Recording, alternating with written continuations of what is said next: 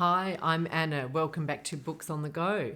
I have a quick 10 minutes. I'm heading to Adelaide Writers Week shortly, which is exciting, and I thought I'll do a quick video on my way out and just a wrap up of February. And I completely lost track of where I'm up to in my wrap ups, so I apologise, but these are some books that I've read recently, let's say.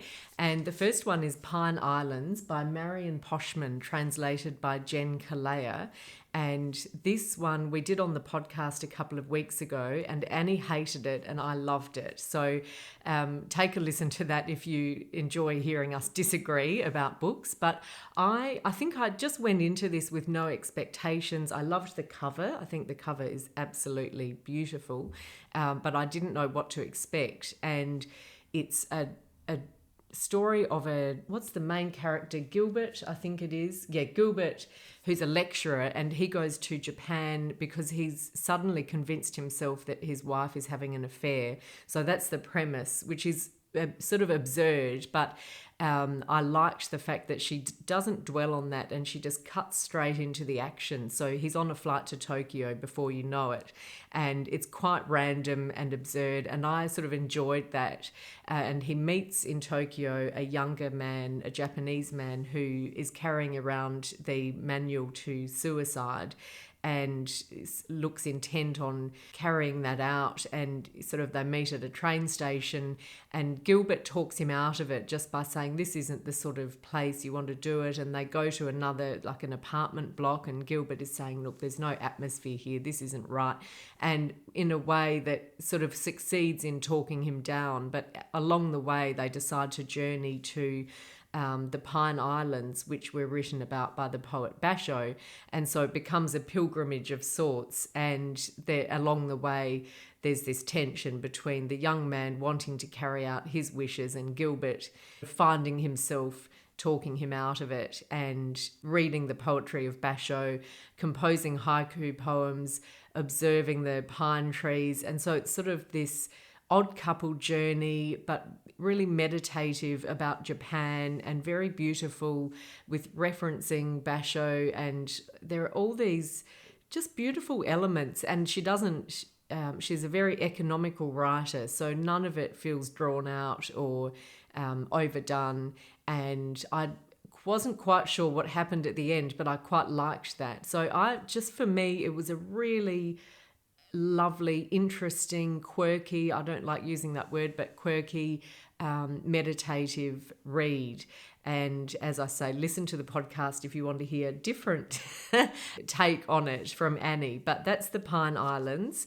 And then I read Girl, Woman, Other by Bernardine Evaristo. So this was the winner of the Booker Prize with Margaret Atwood, The Testaments. And I have hesitated to read it partly because it's quite long, and so it's a commitment, but also Annie had said it's more like a series of short stories, and which is fine, but that to me is not a novel. So I was a bit dubious about whether she's able to pull it off as a novel. I just was hesitant for some reason. I don't know why, but I was in the middle of studying. I've been doing this company director's course and really had my head in the books. And I sat down one night and I thought I'll just open up Girl, Woman, Other.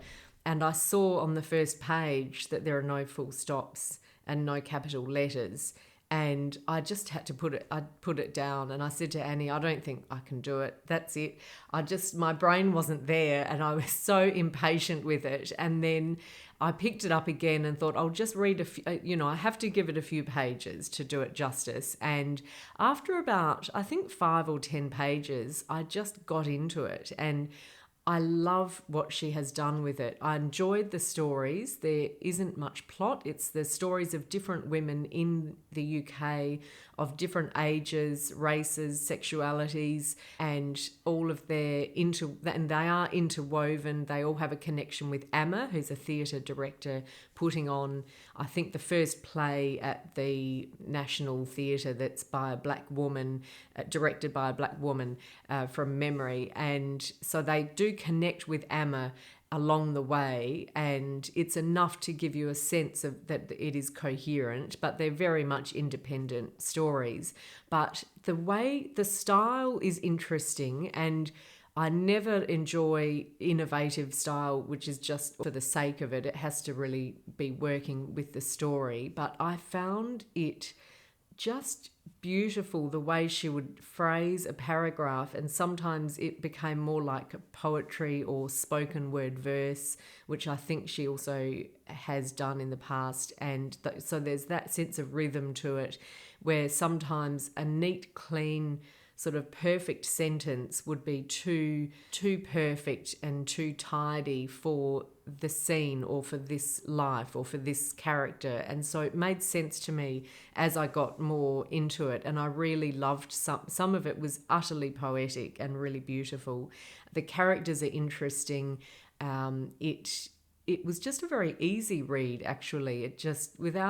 Which is interesting because it doesn't have much plot. Normally I'd need a bit more plot, but there was just enough. It was like being with these characters and just going along with their day, and the writing does propel you forward. So I think this could have been a worthy winner on its own without needing to be joint winners, but that's another story for another day, and you've probably heard me speak about that before. But I'm glad I read it. It was really worth reading, so do pick it up if you haven't read this already. Go a Woman Other by Bernardine Evaristo. And then another one that I was anticipating, The Man Who Saw Everything by Deborah Levy. So I really enjoyed her book Hot Milk, which was her previous novel, and was a little bit dreamy, but there was enough for me to hang on to in terms of what was happening in Hot Milk. And this one I found very hard to get on with. We did it on the podcast and Amanda loved it. So again, we seem to be disagreeing this month, but the main character is hit by a car, and then he breaks up with his girlfriend, and then he goes to Berlin. That's sort of set in 1988, so the wall is still up. So he goes to East Berlin and meets a translator there and his sister, and I won't spoil, how it progresses from there, but there's sort of two halves, and the second half is set more in the present day. And I didn't enjoy it because it was so hard to know what was real and what wasn't, and therefore I couldn't care about what was happening or about the character because I wasn't sure if it was real, because it's quite slippery and it moves in and out of dreams or memories and past and present and things like that. But then when I was rereading it for the podcast and talking about it with Amanda, there is so much in this book. It's very rich. And I think I certainly admire it. I think she's an amazing writer. It's very strong, and I think she does pull it off. It's a real it's described as a high wire that she's doing, and I think she does pull it off. And it's just something that you have to think about, and there are a lot of motifs that run through. So he's hit by a Jaguar car, and then there's a Jaguar animal that comes up later in the story, and there's a tin of pineapple that he's supposed to be taking to East Berlin, and so that just keeps recurring and things. There's a lot in it, and I really love that sort of book where it rewards a close reading, and there are lots of little clues along the way that you then have payoffs later in the novel, and it takes on different meanings depending how you read it in the second half, which I won't spoil. So I'd be very interested if you've read this. I know Matthew Sharappa absolutely loved it. If you've read it and what you thought, because I was changing my mind a bit as I went on. So that's The Man Who Saw Everything by Deborah Levy. And then I read, this is outstanding, See What You Made Me Do by Jess Hill. So I picked this up. I bought it because Jess Hill's coming to Writers' Week, and I think she's even speaking today or tomorrow. It's a non-fiction book about domestic abuse, and she's an Australian author. So I bought it, and a few days after I bought it, there was a very nasty incident in Queensland where a mother and her children were murdered, and in a domestic violence incident. And so when things like that happen, it's very much been in the news and you're trying to make sense of it. And so I picked this up because I thought I just want to read into this a little bit and try to get my head around it. And it was so good. She's very, very clear. It's engaged. I mean, obviously there are harrowing elements and this is a dark subject matter, but her writing is very engaging. It's not a bleak read other than obviously some sections, but it is really, I found it in some ways quite calming because it puts things into order that in your head are just overwhelming and horrible to think about, but she really sets it out and brings some order to it, and sort of first of all explaining what is happening. So what is the propensity or the rate of domestic abuse? What does it look like? And why is it? She doesn't use the word violence because a lot of the worst abuse is coercive control, and not always physical violence, but equally damaging, and if not more so sometimes. And so there are all of those things. She sets all of that out, and then some of the issues. So she looks at the police system, the family law system, that she looks at it from the men's point of view. So there are lots and lots of elements, and I just think it's an outstanding book that all politicians should read, because this is something that needs to be addressed at a policy level. You can't just do it piecemeal with something that's this widespread. And again, it's in the news at the moment in Australia, but hopefully that can turn into, real action. So that was See What You Made Me Do by Jess Hill, and I do recommend that if it's available where you are. And then it took me a while to then adjust to this book, which is quite different, but I picked up Tyll by Daniel Kehlmann, translated by, I'm going to have to check, translated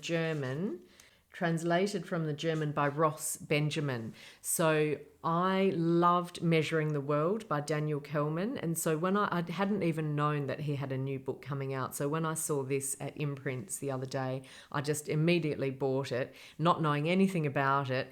So going from See What You Made Me Do to this, which is about a folklore figure called Tyll, who was how would you describe him?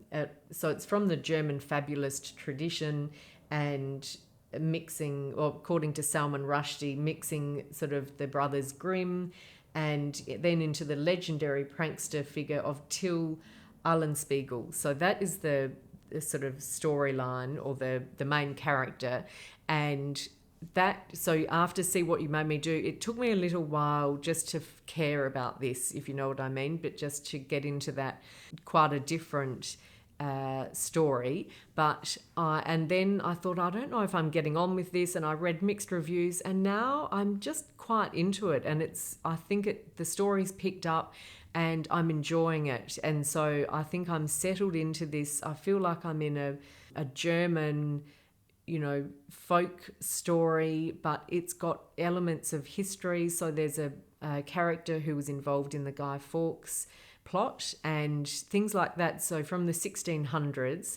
And so I am into it now, but we'll see. I've sort of 100 pages in, so we'll see how that goes. I haven't finished it yet, but that is Tyll, and it's just been longlisted for the Man Booker International Prize, so interesting to see where that goes.